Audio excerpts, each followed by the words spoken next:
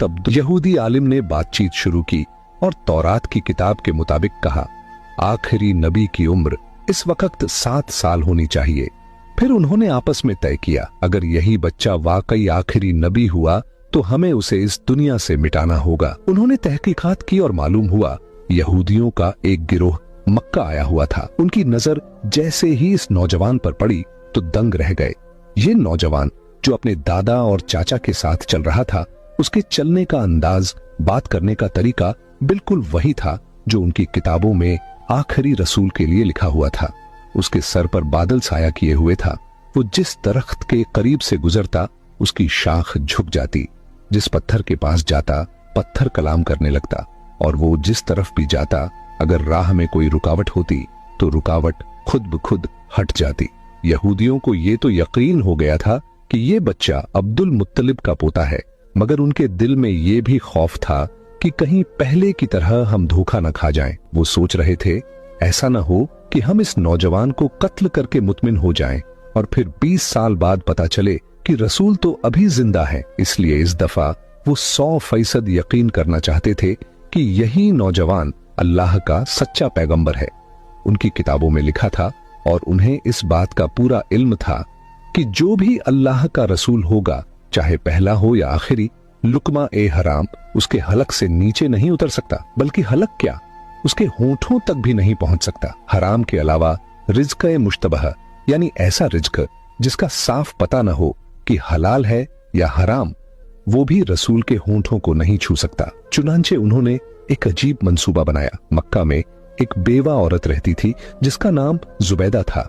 उसने एक छोटा सा मुर्गी फार्म बना रखा था और मुर्गियों के अंडे बेचकर गुजारा करती थी।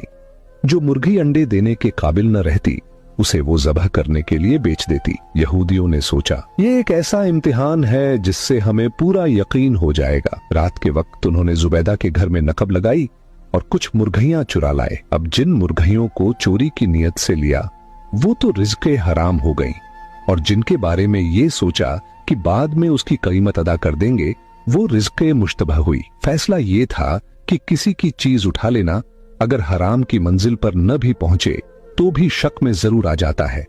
अगले दिन यहूदी हजरत अब्दुल मुत्तलिब के पास गए और उनको दावत दी कि हम आपके कबीला की दावत करना चाहते हैं, आप हमें ये एजाज बख्शिए।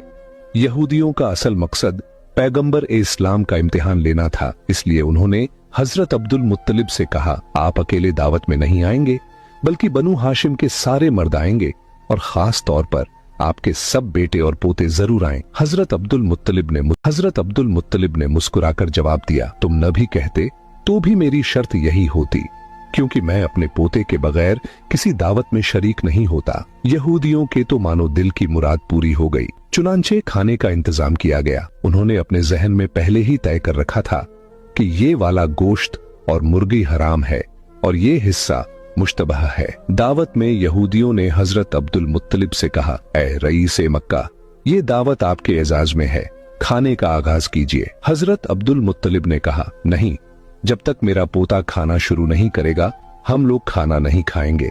बस यहूदियों को तो यही चाहिए था। सारी तवज्जो रसूलुल्लाह की तरफ हो गई। उन्होंने कहा, आप बिस्मिल्लाह कीजिए।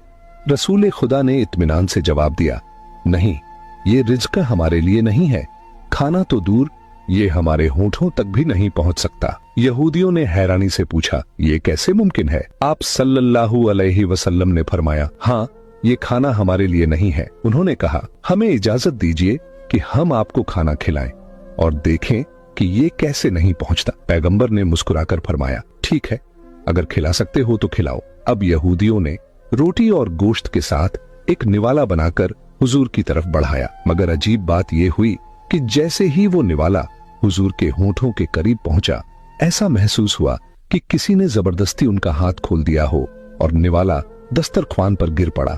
1 बार, 2 बार, यहां तक कि 10 बार कोशिश की गई, मगर निवाला हुजूर के होठों से लग ही नहीं सका। वो करीब पहुंचता मगर हाथ अपने आप खुल जाता और नीचे गिर जाता। यहूदी ऊपर से तो परेशान नजर आते थे, मगर दिल ही दिल में खुश थे कि आधी अलामत तो पूरी हो गई।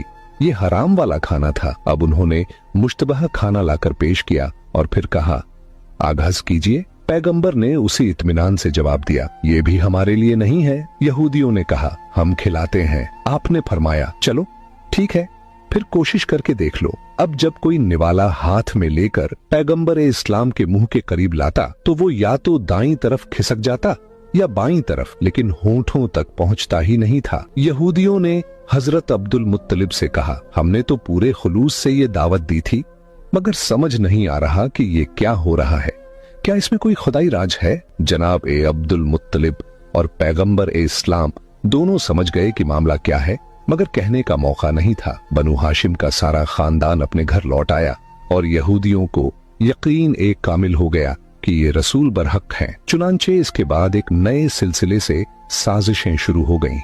अगर आपको ये बयान पसंद आया है तो इसे अपने दोस्तों में जरूर शेयर करें।